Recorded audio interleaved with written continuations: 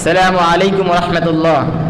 الحمد لله حمد الشاكرين ولا عدوان إلا على الظالمين وعلى آله وأصحابه أجمعين. أما بعد فأعوذ بالله من الشيطان الرجيم. بسم الله الرحمن الرحيم.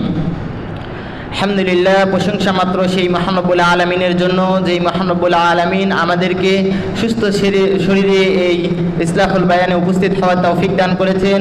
সেই মহান রব্বুল আলামিনের প্রতি আমরা শুকরিয়া জ্ঞাপন করি। আমরা সবাই বলি আলহামদুলিল্লাহ। দরুদ ও সালাম বর্ষিত হোক আমাদের প্রিয় নবী হযরত মুহাম্মদ রাসূলুল্লাহ সাল্লাল্লাহু আলাইহি ওয়াসাল্লামের প্রতি। আমরা সবাই বলি আল্লাহুম্মা সাল্লি আলাইহি আল্লাহুম্মা বারিক আলাইহি।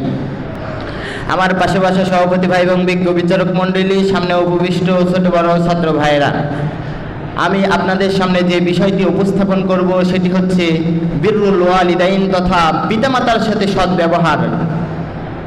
আমি আপনি আমাদের পিতামাতার সঙ্গে কিভাবে আচরণ করব, কিভাবে ব্যবহার করব, সেই সম্বন্ধেই আমি আপনাদের সামনে উপস্থাপন করব।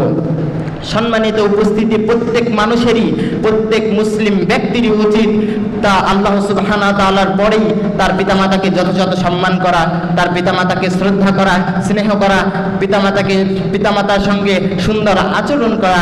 কেননা এই মর্মে স্বয়ং আল্লাহ সুবহানাহু ওয়া তাআলা পবিত্র কুরআনুল কারীমের সূরাতুল বানী ইসরাঈলের 15 নম্বর পারা 17 নম্বর সূরা বানী ইসরাঈলের 15 নম্বর আয়াতে বলেন,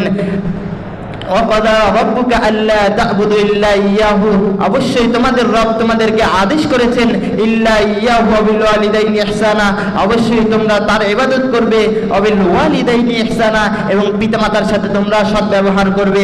ইম্মা ইয়াবলুগান্না ইনদাকাল কিবারি আহাদুহুমা, যখন তাদের কোনো একজন বার্ধক্যে পৌঁছে যাবে, আও কিলাহুমা, অথবা দুইজনই যখন বার্ধক্যে পৌঁছে যাবে, ফালা তাকুল্লাহুমা উফফিউ, তোমরা তাদের সঙ্গে উফ শব্দও করো না, ওয়ালা তানহারহুমা, তাদেরকে ধমকও দিও না, ওয়াকুল্লাহুমা কাওলান কারীমা, এবং তাদের সঙ্গে সৎ আচরণ করো, সুন্দর উত্তম সম্মানের সাথে তাদের সাথে কথা বলো।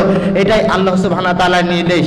সম্মানিত উপস্থিতি, উক্ত আয়াত থেকে এটাই প্রমাণিত হয় যে স্বয়ং আল্লাহ সুবহানাহু ওয়া তাআলা আমাদেরকে এই নির্দেশ দিয়েছেন যে তোমরা তোমাদের পিতামাতার সঙ্গে স্বয়ং আল্লাহ সুবহানাহু ওয়া তাআলার ইবাদতের পরেই তোমরা তোমাদের পিতামাতার সঙ্গে সৎ আচরণ করো, তাদেরকে কোনোভাবে কষ্ট দিও না, তাদেরকে কোনোভাবে লাঞ্ছনা করো না, অপমান করো না।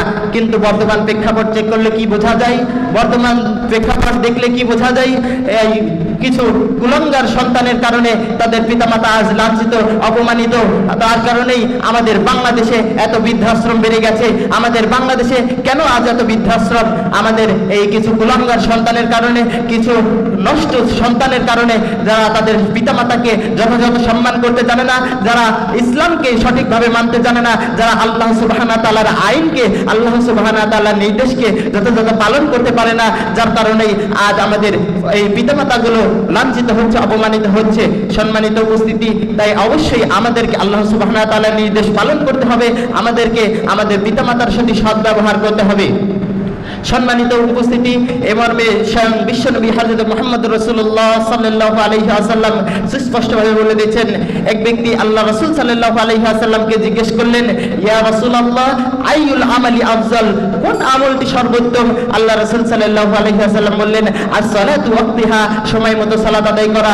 আর ওই লোকটি দ্বিতীয়বার আল্লাহ রাসূলকে জিজ্ঞেস করলেন, সুম্মা আইয়ুল, অতঃপর কোনটি? আল্লাহ রাসূল সাল্লাল্লাহু আলাইহি ওয়াসাল্লাম বলে দিলেন, বিররুল ওয়ালিদাইন, পিতামাতার প্রতি সৎ ব্যবহার করা। তাহলে উক্ত হাদিস থেকে এটাই বোঝা যায় যে অবশ্যই আমাদেরকে পিতামাতার প্রতি সদাচরণ করতে হবে। তাদেরকে কোনোভাবে মন থেকে কষ্ট দেওয়া বা তাদের সাথে খারাপ আচরণ করা, এটা আমাদের জন্য শোভনীয় হবে না, এটা আমাদের জন্য কখনোই উচিত হবে না, এটা অবশ্যই আমাদের জন্য অনুচিত হবে। তাই আল্লাহ সুবহানাহু ওয়া তাআলার নির্দেশ এবং স্বয়ং বিশ্বনবীর দেওয়া আদেশ আমাদের যদি পালন করতে হয়, আল্লাহ সুবহানাহু ওয়া তাআলার প্রতি চলতে গেলে আমাদেরকে এই বিষয়টি লক্ষ্য রাখতে হবে।